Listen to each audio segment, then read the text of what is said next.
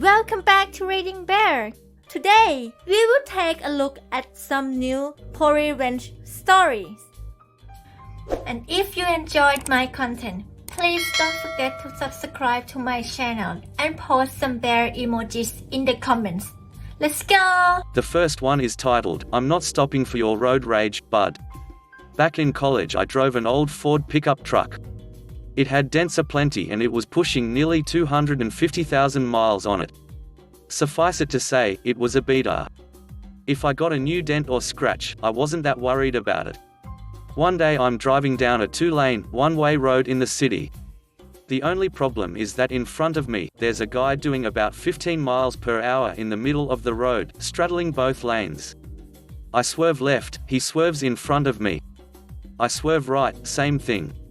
Frustrated, I honk my horn at the guy. His response? He stops his car, diagonally, across both lanes, with the driver's side facing my car.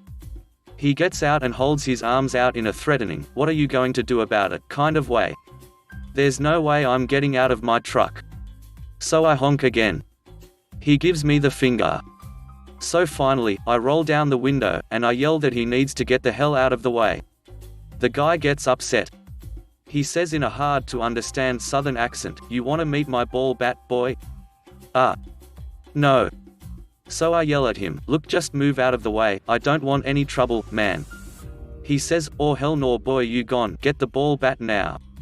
He bends over, door still open, and reaches into his car.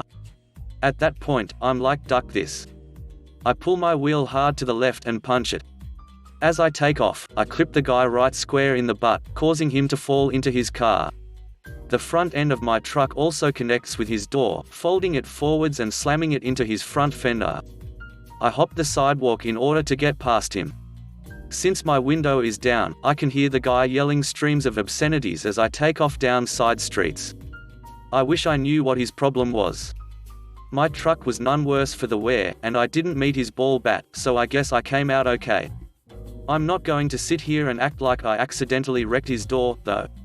The next one is titled, "Vendor Boy Gives Unpleasant Jerk Weed a Barring." I work at a beer vendor here in my Canadian province. Not exactly glamorous or thankful work. Sometimes for work, we take what we can get. The job is full of nut bars and insane drunkards. Probably shows me at the ground floor as to why the welfare system comes under fire. My coworkers and myself are pretty chill most of the time. Don't be totally flat out drunk, a dick, and obey the rules. There was this one regular. An old fellow. All smiles and stuff. Not really in a meaningful or sincere way. More like a snake or a two-faced hole. Just enough to satisfy who he was talking to. He would come in around 4 to 5 times a day and buy 3 king cans of crap or a 6-pack every run he would make. I was a bit annoyed by him doing this. I figured, he was probably coming from work or something. I guess he's blowing off stress. Then comes him barking that we have to take his gross-assed empties 1 minute to closing. After that was his demands that we give him change as we're closing or opening. So he can satisfy a gambling addiction via the video lottery terminals. Asking one of the restaurants and bars waitresses, it turns out he's basically been schmoozing the system for some disability he's had. Of the walking variety. Something that's been going on for allegedly 29 years. Being that my mum goes to work in a wheelchair every day and this bozo has the gall to bike here and walk in with his dog, I all of a sudden really started looking down on this guy. First real incident was that I asked him to not take his debit card out during a security feature that our debit machines have here. It happens when you use the same card more than once a day here. It shows up as declined and we can BS it if we think the card is stolen. More annoying than helpful, generally. Being that this was the second time of the day it's happened, he already knew the score. Feeling snippy, he barked at me to not chide him for instructing him to do something. I rolled my eyes. Second time was my coworker chasing down some thieves and he walks out of the store and laughs at him giving chase. Gets a satisfying "duck you" from an older guy working a double that day. Tries to play it off as a joke but the older coworker is just not having it. Third time was a few days later, when I was getting ready to close the store and walks in with some dripping and disgusting empty beer cans. My coworker and I locked the trailer up so we can close in a timely manner and not have to work unpaid overtime. Not only that, but his empty cans were dripping and pissing all over the freshly mopped floor. Using a great amount of restraint, I ask him politely to come back tomorrow with his empties. Calls us lazy and threatens us with some crock that he conjured up from the Liquor Commission laws that ended up being untrue. I really didn't like this guy after that. I was waiting for an excuse to be conjured so I wouldn't have to deal with him. So my chance finally came. Our debit machines were acting up on a rainy night. Not only that, but our tills were also low on cash. He comes in for the 5th time in that night. He also demanded for change from a 20. Transaction doesn't go through and I tell him that, low on bills right now. We're not a bank here. Dude flips out, screams that he would get the night manager, not my boss, to fire me. And that he would have my job. That the commission would fine me. A couple other vague and non-specific threats are thrown my way. While this is happening, he storms out with unpaid beer. Now, I was hoping this would happen. The fool ends up doing exactly what he threatened to do, and I'm meeting with my boss the next day over this. Hey, there's that stupid old guy who's basically asking me to wash your neck. What happened? I explained that we were experiencing difficulties with debit and had no money in the till. That he technically stole from us. And that he threatened my job. For proof, I showed him the debit slip and the security footage. I was given an A-OK to bar this guy from the vendor the next time he walked in. He sees my boss and me up front, and assumes I've been reprimanded. Triumphantly, he puts his beer on the counter and I put on the biggest, smuggest, and most crap-eating grin I can and say to him, "I'm sorry, sir. But we don't serve thieves here." Guy starts up on a tirade and my boss cuts in and shows him the footage and the receipt. And says it's up to my discretion as to what happens. Guy turns red, then white. Then makes more non-specific and vague threats. Gets off the property. Is barred at the hotel, too. More than a few people around my work applauded me over this. As it so turns out, he's a schmoozer at the local Tim Hortons and McDonald's. The employees there told me that they wished they could have done the same thing. From time to time en route to work I see this schmuck. I give him a smile every time. The next one is titled, First Impressions Last. So this is probably a bit more on the petty side, but at the time the revenge happened, it was unplanned, so I'm going regular here. About 10 years ago I was at a friend's party, we'll call him Steve, with a few friends and some people I didn't know. At one point this guy comes in, we'll call him Mark, and Mark is quite drunk, but also relatively well known in my group of friends. I'd never met Mark before, so I took the opportunity. I went up to Mark and stuck my hand out and said, "Hey mate, I'm Jack. I haven't met you before, but I've heard a lot about you. It's nice to meet you." Mark, being drunk, and trying to be funny, looks me in the eye, looks at my outstretched hand, then back at me and says, "Who the duck are you?" before laughing and walking away to talk to his friends. I was a bit taken aback at his response, but I quickly shook it off, thinking to myself, this is the first time I've seen him when I've known about him for around a year at this point. Continued drinking with my friends until early hours and then went home. About 7 years later I was working at a casino in my hometown. I was my department's supervisor at the time, and working a graveyard shift on a Saturday night, Sunday morning. At around 4 in the morning I was doing my final machine checks and last rounds when I saw a group of security come past me and towards one of the bars. Now I am nosy, and working through the night in a casino is less than glamorous, and incredibly boring, so the potential of watching a patron be forcibly removed piqued my interest. So I followed at a safe distance so to not obstruct them from doing their job. As we got closer to the bar I saw 2 security guards already standing there with, to my surprise, Mark. Drunk again. He was slurring about something to the guards about how he wasn't even that drunk, about how he's been way more intoxicated and not been bothered before. As I was about to walk past, he's turned and recognized me and said, "Hey Jack. It's Mark. I met you at Steve's party years ago. Any chance you can convince these guys to let me finish my beer before I go?" I looked him in the eye and with a completely deadpan look I said, "Who the duck are you?" Then turned and walked away back to what I was doing. The look on his face was surprise, anger and regret all at once. As I was walking away, he tried to break away from the guards to come and hit me, but 6 guards jumped on him at the same time and locked him up. In the end, he was arrested for attempting to assault a staff member and refusing to leave a licensed premise. He received a lifetime ban from the casino for comments he made about the security guards' racial origins. I had to give a statement to the security guards and on-site police officer regarding what had happened, which in turn led me to telling them the whole story regarding how I knew Mark. I was apologetic to the duty manager regarding my professional behavior and the language I used to speak to a patron, and he simply laughed and said he wished he could have seen it. Then one of the security guards chimed in saying it was the deadpan delivery of the line which cracked him up. Got the nickname Deadpan Dan for a while, till eventually just Dan. I'd also like to point out that while obviously I have changed some names in this story, my name is neither Jack or Dan. So there it is. Not really revenge, but it worked out like it in the end.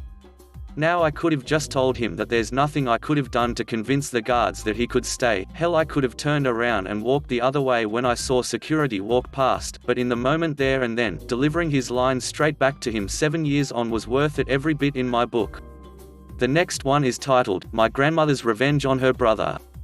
My father's mother, whom I will call Gran, grew up in a time and place where the men in the family worked in the fields all day while the women worked in the house cooking and cleaning, etc.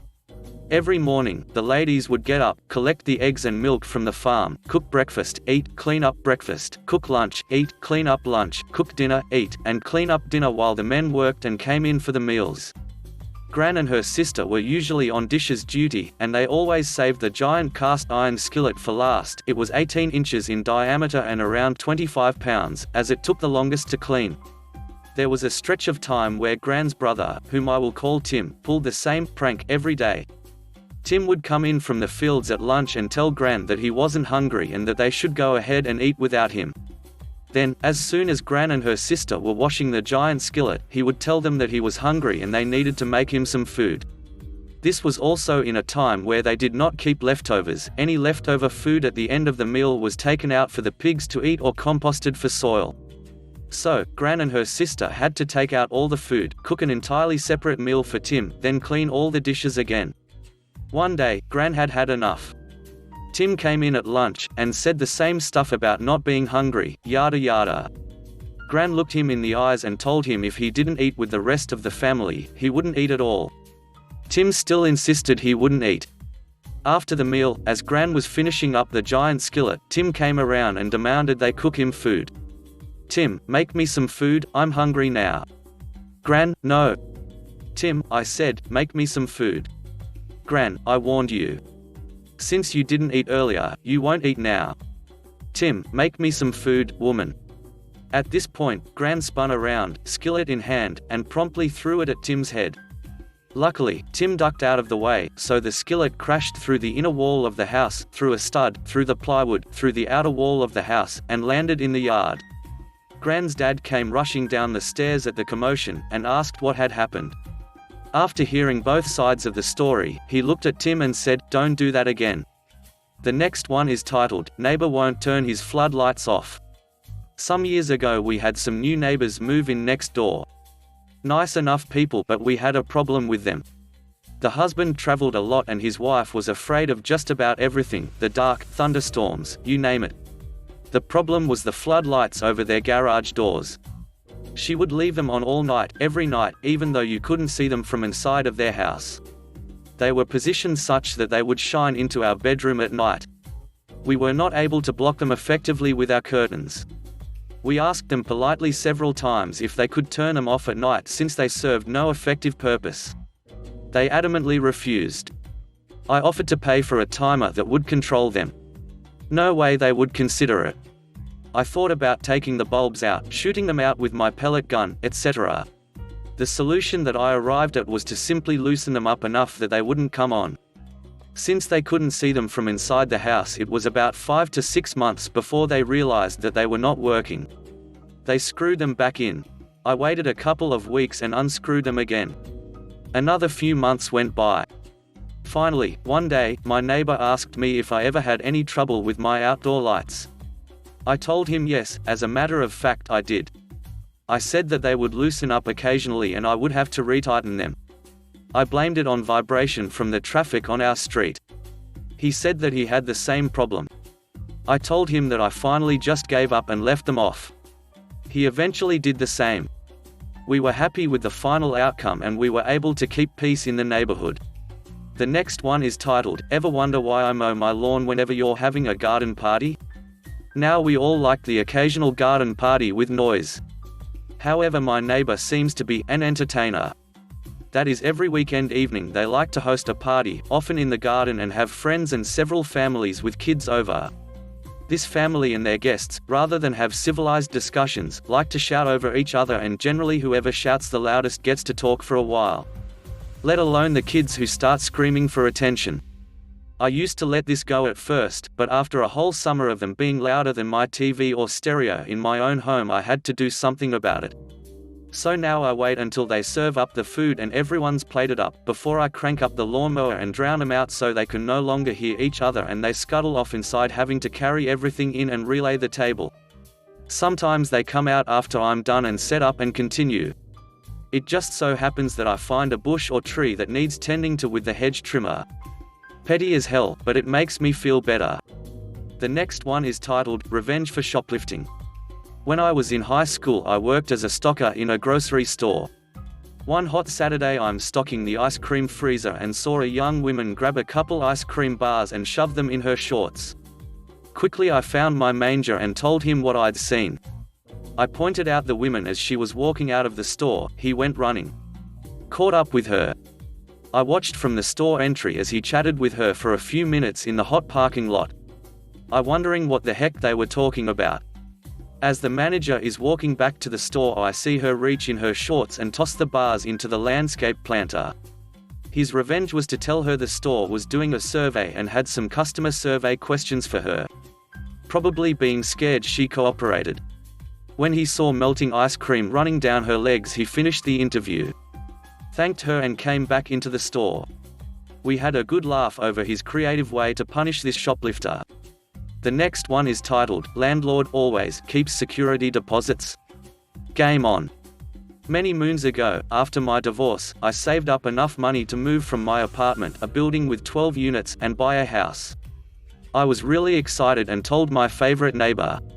He told me not to even bother trying to get my security deposit back because the landlord never returns security deposits. I turned in my notice. The landlord didn't bother to do a final walk-through. After 30 days, I emailed her and asked about my deposit. No response. I filed a small claim court case for the deposit. This lovely lady's strategy was to hire a lawyer and bump it up to the next higher court. Most people quit after she bumped it up to the next higher court. I had some spare time, and have always loved a good game of strategy. I double-checked with the court to make sure I could represent myself. For your information, anyone can. I then sent a certified letter to her attorney asking for a full disclosure of the evidence being presented.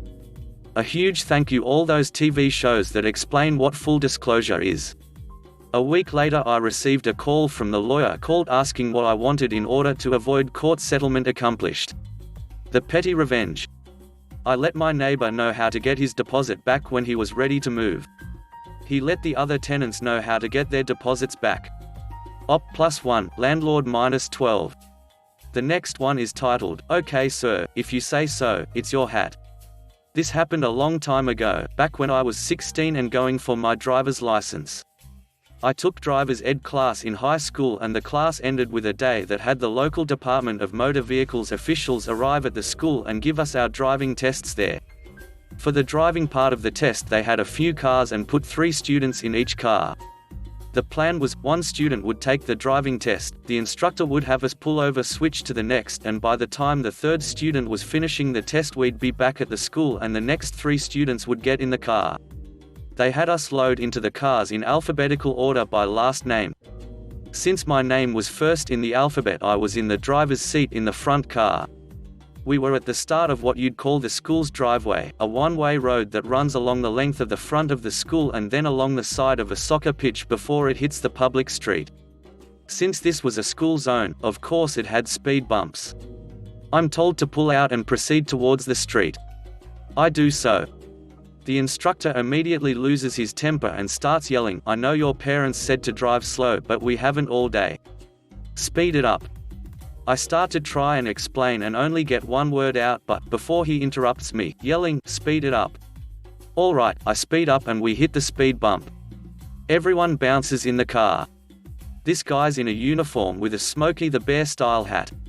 He smacks his head on the car's roof and the hat gets smashed. I say, "There's more speed bumps, can I slow down for those?" He looks at me fuming with rage while he's trying to fix his hat and says, "Get to the street, take a right, pull over, and get in the back." I do so, switching with the next kid. The other two are a bit freaked out and shooting me stares. We get back to the school, and since we were first, we need to sit and wait while the rest of the kids take their tests. I can see as he returns with other students that he never does get the hat back in the right shape. I was sure I'd messed up, but to my great shock the guy passed me. I got my license with a test that only involved dealing with some speed bumps, a right turn, and parallel parking. Smashing his hat was really accidental revenge for his losing his temper, but I gotta give him credit, he didn't hold a grudge. The last one is titled, "Snow Parking, Blocking." I live in a 4-unit, stand-alone apartment building, not part of a complex. Each unit has a large detached garage, and our parking lot is decent sized. However, it's a big college town with plenty of weekend parties. Did I mention it's also in a wintry, windy state too? Anyway, I'm the only tenant who actually uses the garage for their vehicle, and not storage. Work mostly weekdays, but not always. Came out one work morning to my garage blocked by an unknown SUV. Irritated, but pounded the party door, easily identified to everyone who lived there, and they wouldn't answer. Knew they were there as I'd already heard him. Kept pounding while calling my boss to let him know I'll be late and why. Wasn't pretty, but finally got out and to work. Happened 2 days later, and I was over it. Called my buddy for a ride to work, and while waiting, pulled out my trusty shovel and buried him in up to his fender and bumper. Ice storm predicted for the day, no less. Still there when I got home with the next 3 days off. Thanks for listening.